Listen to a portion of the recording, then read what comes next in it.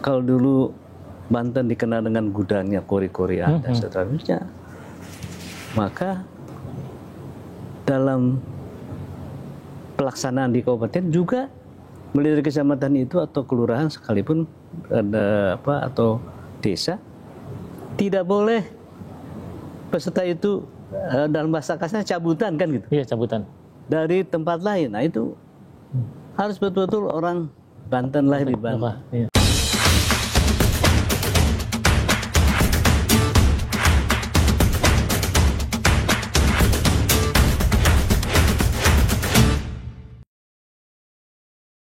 Assalamualaikum warahmatullahi wabarakatuh. Sobat Kabar Banten, bertemu kembali dengan saya Maksudi Hussein dalam acara podcast Kabar Banten. Kali ini kita spesial dalam rangka MTQ ke-21 tingkat Provinsi Banten tahun 2004. Tadi sudah dilaksanakan rapat gabungan teknis menjelang H-3 pelaksanaan MTQ ke-21 tingkat Provinsi Banten tahun 2024. Untuk mengetahui sejauh mana kesiapan panitia dalam penyelenggaraan MTQ ke-21 tingkat Provinsi Banten tahun 2024, telah hadir bersama saya Ketua Harian LPTQ Provinsi Banten, Bapak Profesor Dr. Haji Soleh Hidayat MPD. Assalamualaikum warahmatullahi wabarakatuh. Waalaikumsalam warahmatullahi wabarakatuh. Gimana Prof? Sehat? Alhamdulillah. Sebaliknya. Tadi sudah digelar rapat gabungan ini ya, final menjelang pembukaan MTQ ya, yang akan dimulai pada tanggal 23 hingga 27 Juli 2024. Baik. Dari rapat tadi gimana Prof? Kesiapan secara umum penyelenggaraan MTQ tingkat Provinsi Banten yang akan digelar di KP3 Provinsi Banten. Baik. Ketika berbicara tentang penyelenggaraan MTQ, maka kita menyebutnya ada rukun MTQ. Yang pertama adalah ada peserta, ada Dewan Hakim, dan ada panitia penyelenggara. Peserta alhamdulillah sudah selesai diverifikasi sebanyak 511 orang terverifikasi. Demikian juga Dewan Hakim sudah selesai dilakukan seleksi oleh tim seleksi atau tim rekrutmen sebanyak 7 orang itu yang sekarang sedang dalam proses pembuatan SK Gubernur. Insya Allah pada waktunya H-1 paling tidak sudah selesai. Karena setelah itu para Dewan Hakim tentu harus ada pembekalan dalam bentuk orientasi untuk menyegarkan kembali tentang bagaimana hak dan kewajiban sebagai Dewan Hakim, kemudian menyamakan persepsi tentang tata cara penilaian yang penilaian berbasis elektronik, termasuk kaidah-kaidah di dalam penilaian begitu. Nah itu akan dilaksanakan nanti pada tahun 2024. Kemudian dari sisi penyelenggara, beberapa kali rapat bidang maupun gabungan dilaksanakan. Kalau tadi kita mendengarkan laporan itu bahwa 90% lah sudah dalam kondisi siap, ya, termasuk ini tempat itu kan mulai dari panggung utama untuk pembukaan dan untuk cabang tilawah, kemudian di OPD yang akan menjadi tempat atau venue dari majlis yang kita musabakokan yang keseluruhan dalam 14 majelis. Nah kemudian di dalam acara pembukaan sebagai awal sebelum itu ada registrasi nanti tanggal 23 itu akan dilaksanakan di gedung LPTQ, kemudian tadi 24 orientasi, dan ya tentu di acara pembukaan ya, sebagai awal dari kegiatan ini maka tadi sudah disampaikan oleh para pihak yang terlibat dalam kegiatan itu, insya Allah siap begitu ya. Nah termasuk bagaimana mengantisipasi pengendalian hujan gitu ya, supaya pada saatnya hujannya bisa di tempat lain sehingga penyelenggaraan bisa berjalan baik. Kemudian sebuah perhelatan LPTK, MTQ ini juga perlu didukung oleh pengunjung.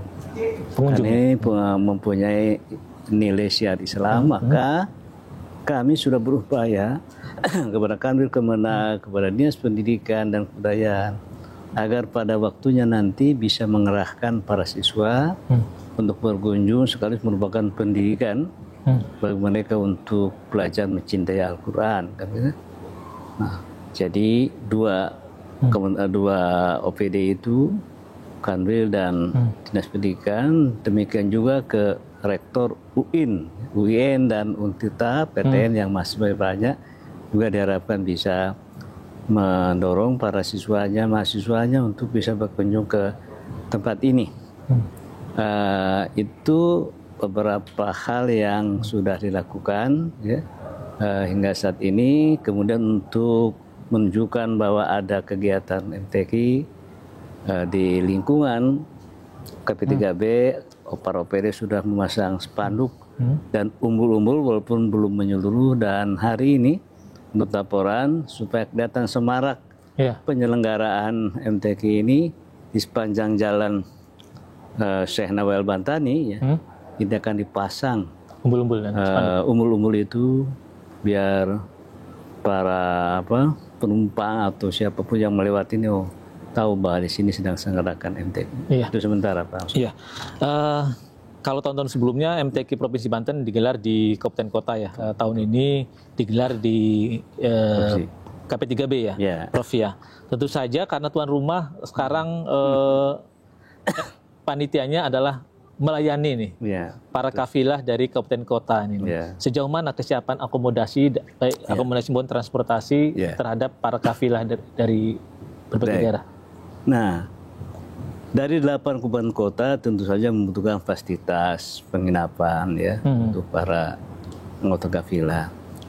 Jadi untuk penyiapan pemondokan ya atau akomodasi memang kita tidak terlibat di dalamnya karena masing-masing kafilah itu sudah mencari sendiri-sendiri. Penyiapan kita untuk pengangkutan, penjemputan itu hanya untuk Dewan Hakim. Mereka masing-masing saja akan menuju ke tempat penyelenggaraan MTQ ini, dan itu mereka sudah tahu begitu. Dan memang dengan selenggarakannya di KP3B, katakanlah provinsi yang LPTQ provinsi yang punya tanggung jawab, ya kita bukan untuk yang pertama kali. Ya, baik dalam keadaan normal maupun dalam keadaan COVID waktu itu. Ya mudah-mudahan lah kami bisa melayani 8 kabupaten kota. Intinya sudah berpengalaman lah, bukan pertama kali ini provinsi menjadi tuan rumah lah ya, MTQ. Betul. Dalam beberapa rapat Ketua Umum LPTQ Ibu PLH Sekda Bu Virgo Yanti selalu menekankan ini bahwa Provinsi Banten sebagai tuan rumah MTQ ke-21 tingkat Provinsi Banten agar tidak hanya sukses dalam penyelenggaraan tapi juga sukses pertanggungjawabannya gitu. Prof, gimana? Itu. Jadi sukses itu sukses penyelenggaraan, sukses menghasilkan peserta yang terbaik untuk bisa menjadi peserta tingkat nasional, juga ya pertanggung administratif ya. Oleh karena itu ya beliau sangat memesankan itu, dan kami insya Allah ya bekerja sesuai dengan aturan mekanisme yang berlaku bagaimana dalam manajemen atau tata kelola keuangan. Ya saya sebagai ditunjuk ketua pengguna anggaran begitu sekretariat ini, ya kepada teman-teman untuk betul-betul serupiah pun yang kita gunakan harus kita pertanggungjawabkan nanti di akhir tahun 2024 ini. Nah, sehingga tidak menyisakan hal-hal yang akan berhubungan dengan persoalan hukum ya. Ini kita tidak mau itu. Dan kami selalu untuk mengingatkan kepada teman-teman. Mari kita bekerja sesuai dengan rambu-rambu dan aturan yang berlaku dalam hal tata kelola keuangan dan dapat dipertanggungjawabkan ya, secara administratif maupun secara yuridis kira-kira.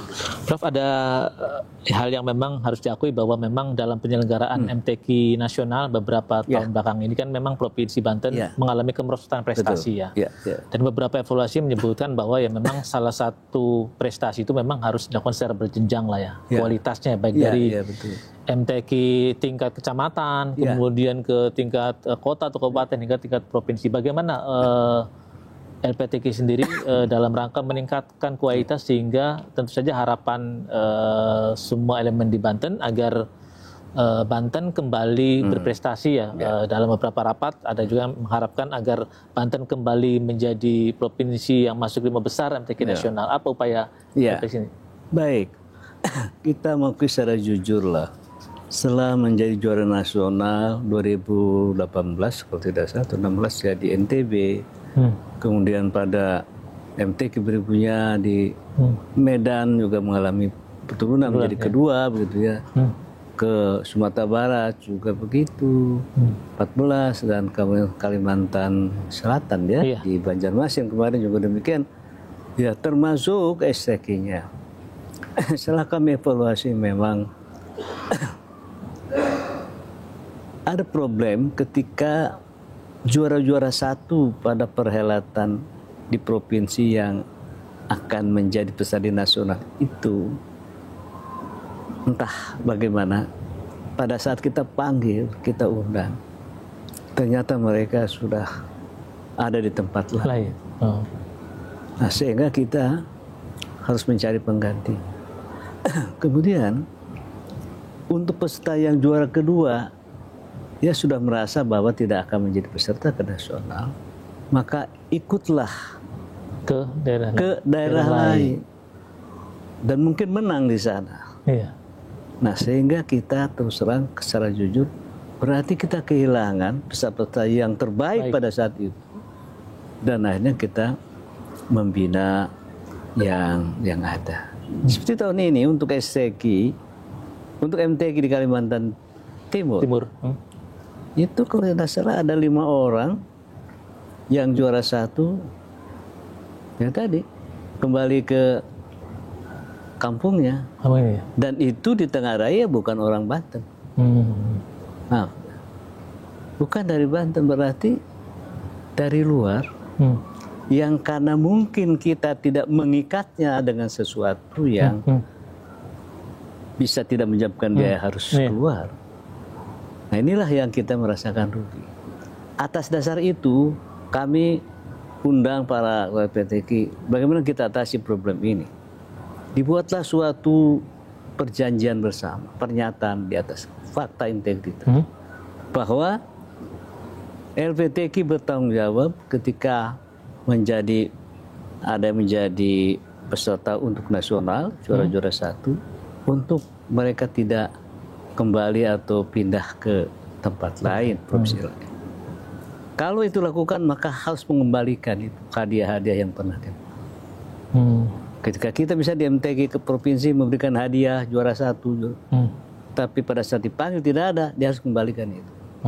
Mudah-mudahan itu menjadi efek jerah. Cara yang kedua diusulkan bagaimana Pak kalau dari pelaksanaan MTQ provinsi ini ke tingkat nasional dalam tahun yang sama. Selama ini pola yang digunakan katanya meniru DKI. Yang hari ini kita lakukan tahun ini. Hasil MTQ lah. Hasil MTQ ini. Ini untuk tahun depan. Oh, bukan untuk ini. Di Kalimantan Timur. Ya, karena yang Kaltim itu hasil tahun 2003 di Tangerang. Di Tangerang ya. Oh, itu ya. Nah, oleh karena itu nanti dalam rapat kerja kita buat kesepakatan. Bagaimana kalau MTQ itu kita laksanakan di awal misalnya, kalaulah diasumsikan bulan September atau Oktober, kita lakukan di Februari Maret. Ya, sehingga cukup waktu untuk ke bulan September Oktober nanti pembinaan. Tidak terlalu lama, ini sekarang terlalu lama. Dulu di Tangerang di tahun berapa? Bulan Juli tahun 2023. Ya, nanti baru akan dimainkan, dilombakan, pada 6 sampai 16 September di Kaltim. Itu hampir 1 tahun. Maka itulah yang terjadi. Bisa berubah lah, bisa berubah pikiran dan sebagainya. Apalagi kalau sesuatu yang dijanjikan itu melebihi apa yang menggiurkan lah, ya. Menggairahkan juga. Maka sudah tidak lagi berpikir saya akan menjadi pesta nasional. Nah, oleh karena itu mudah-mudahan lah. Dan ketika sampaikan berarti MTQ tingkat kabupaten kota harus di tahun sebelumnya untuk mengikuti di awal tahun 2025 katakan. Nah tadi disinggung tentang untuk mendapatkan pesta itu memang baiknya berjenjang. Nah yang dilakukan berjenjang ini tidak semua kabupaten kota. Kalau tidak salah yang di tingkat kelurahan atau apa gitu di Kabupaten Tangerang sudah dilakukan. Berjenjang kelurahan, kecamatan, kabupaten, baru provinsi. Nah sehingga didapatkanlah peta-peta yang dari bawah. Nah ada juga memang Ibu Hani terkait dengan keinginan Ibu, coba sih kalau dulu Banten dikenal dengan gudangnya kori-kori dan seterusnya, maka dalam pelaksanaan di kabupaten juga mulai dari kecamatan itu atau kelurahan sekalipun ada apa atau desa tidak boleh peserta itu dalam bahasa kasarnya cabutan kan gitu. Iya, cabutan. Dari tempat lain. Nah itu harus betul-betul orang Banten lahir di Banten. Iya. Nah itu yang sudah melakukan hanya Kota Cilegon dengan Kabupaten Lebak. Kabupaten Lebak ya. Betul-betul mereka adalah murni orang setempat. Iya. Katakan begini, biarlah kami sekarang belum dapat juara karena memang itu apa adanya. Iya. Tapi terhormat karena memang asli ya genuine orang sana. Genuine. Nah, sementara mereka menganggap mungkin dah yang lain itu dapat cabutan walaupun berhasil. Ya mungkin kemenangan yang semu kira-kira begitu ya, bukan kemenangan yang sejati kira-kira. Nah, ini sebenarnya kita mengarah ke sana. Butuh waktu memang untuk kita membalikan kejayaan masa lalu. Tetapi ini juga harus menjadi suatu pemicu, pendorong, penyemangat.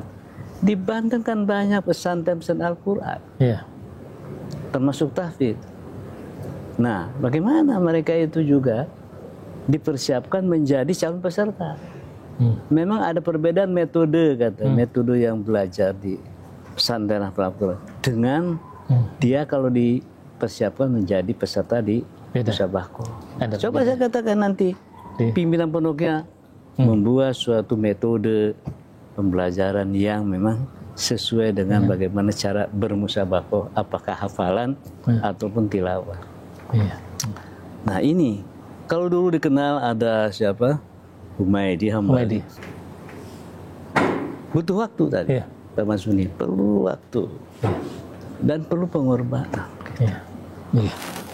Nah, memang Bahauddin Sobri Manus sekarang sudah sepuh kan. Humaydi Hambali sudah meninggal. Itu ketika belum Banten kan bisa dia ikut tampung ke nasional apa. Ya. Nah, itu masa lalu. Mungkin saat itu hanya tilawah saja. Belum ada pengembangan fahmil, syarhil, Quran, kata belum ada. Gak jago di situ. Belum ada musabaqah tafsir ya. Hanya itu. Sekarang kan banyak itu. Jadi akhirnya memang kita harus menyiapkan pesan-pesan itu dalam semua cabang yang dimusabaqahkan. Iya, Prof.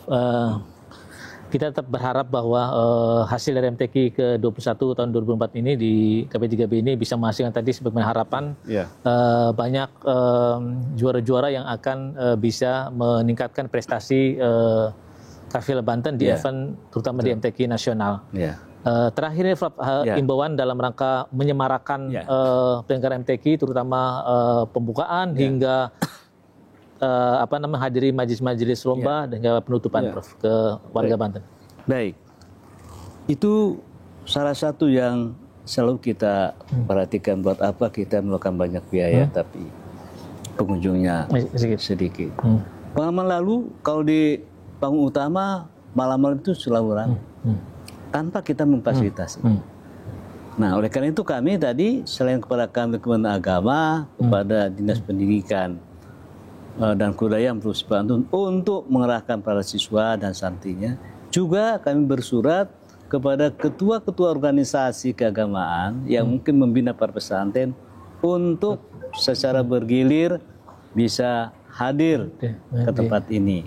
Sosialisasi kita juga melakukan baik melalui spanduk maupun berbasis IT ya, termasuk ini juga misalnya podcast yang dipublikasi, disebarluaskan.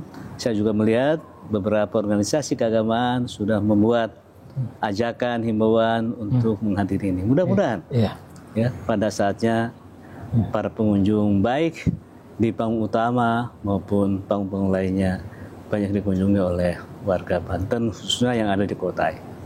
Iya, gitu. Iya, terima kasih Prof atas himbauannya. Sobat Kabar Banten, jangan lupa juga kami mengajak Sobat Kabar Banten untuk bisa menghadiri nanti acara pembukaan MTQ tingkat Provinsi Banten yang ke-21 di KP3B, yaitu pembukaan di alun-alun di halaman Masjid Raya Al-Bantani. Kemudian juga bisa menyaksikan majelis-majelis lomba, berbagai macam lomba MTQ yang ada di OPD. Mari kita semarakan MTQ ini sebagai syiar Islam, dan ini adalah kebanggaan masyarakat Banten. Demikian podcast Kabar Banten pada hari ini. Sekali lagi terima kasih Prof atas waktunya bisa berbincang dengan kami. Sukses selalu. Amin. Dan kita doakan pelaksanaan MTQ bisa lancar dan sukses. Amin, amin, amin. Demikian Sobat Kabar Banten, podcast Kabar Banten pada hari ini. Saya akhiri. Wassalamualaikum warahmatullahi wabarakatuh.